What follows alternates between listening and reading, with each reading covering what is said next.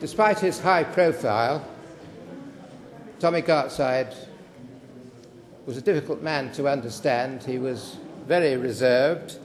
He was self-educated, as I've said. He was a church warden.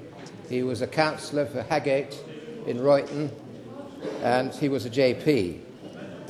But he kept his inner thoughts to himself, and I only have a very vague recollection as a child of knowing him.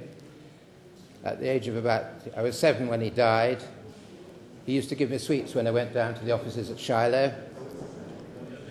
And you must know that the old mills that were built, or they're not that old now, they might be 250,000 square feet, but they seldom had any offices because the old mill owners said every square foot must be used for production, not for office staff. So there were no offices at Shiloh. There were no offices at Elk. They eventually built a small general office at Elk and one tiny office for the manager. But at Shiloh there were no offices, so he built himself a fairly palatial office at the time, down at Oldham Fold, which was my office when I became managing director, with wonderful oak panelling, and it was very close to his home. And the mill workers used to say, you could set your watch by the time Mr. Gartside walked from his house down the field to Shiloh to his office. So he was a wonderful man, and I have a great admiration for him. Well, he died in 1941.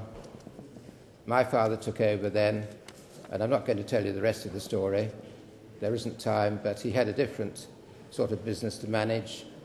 I took over after leaving university in 1965 or thereabouts.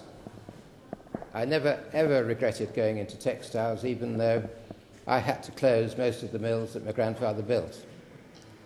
But it was so wonderful to work with Lancashire people. They had a tremendous sense of humour.